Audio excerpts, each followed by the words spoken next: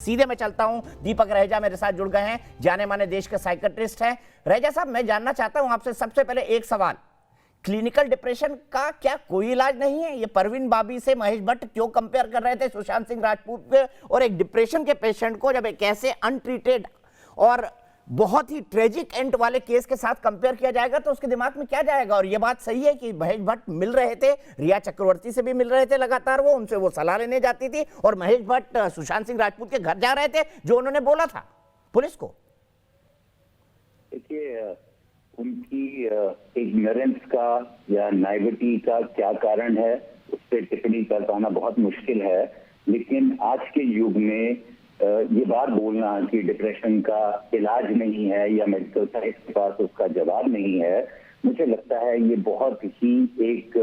Ignorance की, अगर कोई एक किसी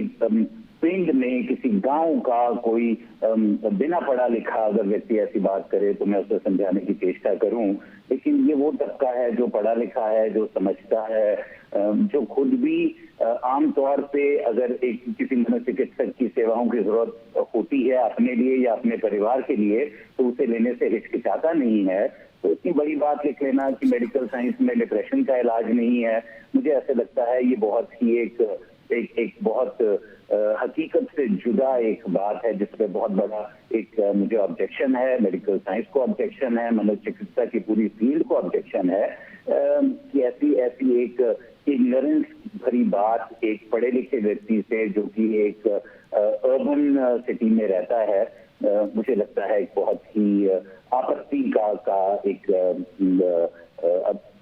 अभिप्राय रखती है, एक आपत्ति का जो है बहुत दो चीजें मैं आपको बताना चाहता हूं डॉक्टर रहेजा। पहली चीज ये कि बार बार सुशांत को ये फीड किया जा रहा था कि आप बाइपोलर पर्सनैलिटी बन गए हैं, और इन बातों का खुलासा कई ब्लैंक आर्टिकल्स में हुआ था। बार बार उनको ये फीड किया जा रहा था कि आप बाइपोलर तो बन ही गए, आप सिंजोफ्रेनिक भी हो रहे हैं। जब एक मानसिक पेशेंट को अगर कॉन्स्टेंटली कोई हेड में फिंगर करता है तो उसकी मनस्थिति क्या हो जाती है, जब उसको पता है क्लिनिकल डिप्रेशन का इलाज चल रहा है, अब आगे क्या करना है, और कोई आदमी लगातार उसको नेगेटिव बातें फीड कर रहा हो तो उसके दिमाग की मनस्थिति कैसी होती है? आपके अनुभव के आधार पर आप क्या कहेंगे?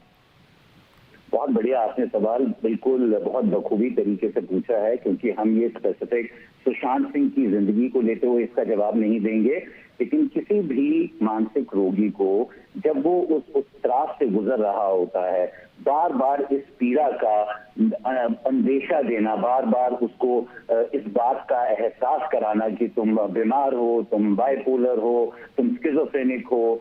ये अपने आप में कितनी क्षति पहुंचा सकता है, ये बहुत बड़ी बात है, इसको जुटलाया नहीं जा सकता। इस केस में ऐसा हुआ कि नहीं हुआ ये कहना हमारे लिए बहुत मुश्किल है। वो जो लेटर सामने आई उसमें कुछ इस तरह की बातें लिखी हैं जिनका विश्लेषण किया जाना चाहिए। मैं समझता हूं कि जो जांच की टीम्स हैं वो उसको देख रही होंगी, लेकिन किसी भी व्यक्ति को बार बार, भाई हमें एक बचपन से बात सिखाई जाती थी कि अंधे को अंधा नहीं कहा जाता, लंगड़े को लंगड़ा नहीं कहा जाता, इवन दो उनको एक डिसेबिलिटी है, हम उन्हें समाज का हिस्सा बना के और ओवर द इयर्स हमने इस तरह की जो